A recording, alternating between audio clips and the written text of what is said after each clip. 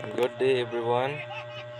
We will discuss Archimedes' principle and its application in maritime transportation, understanding buoyancy, gravity, and stability in shipping operation.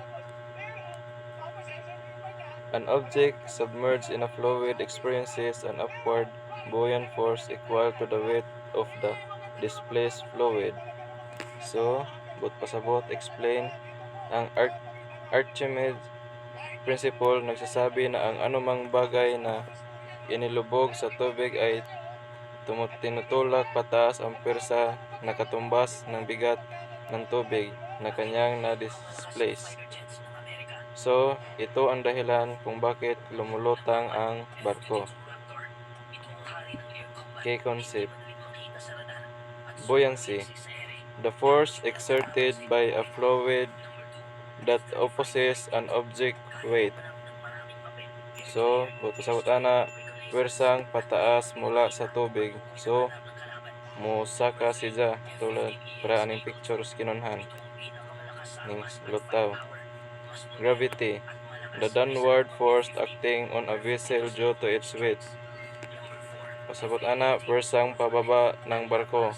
So, kini na pud siya padung ubos. Lahi siya sa buoyancy nga pataas. Equilibrium, when the buoyant force and gravitational force balance, the ship floats. So, balanse siya. And kapag balance ang dalawang pwersa, stable at lumulutang ang barko. Kay balance man, bali panatag ang barko. Forces acting on a ship, buoyant force upward versus weight of ship downward. Ang buoyant force pababaw, ang weight of ship paubos, bali balanse. Magtagbo sila. Shape displacement, the weight of water displaced by the vessel. So, pasabot ana, bigat ng tubig natin inaboy ng barko.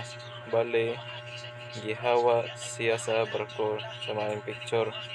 Muragi yabo. A graph, the vertical distance between the waterline and the bottom of the hull. Lalim ng barko mula waterline pababa sa ilalim ng hull. Sa maning picture. Mura siya nakuan sa ilawom. So, and that's all our discussion. Thank you.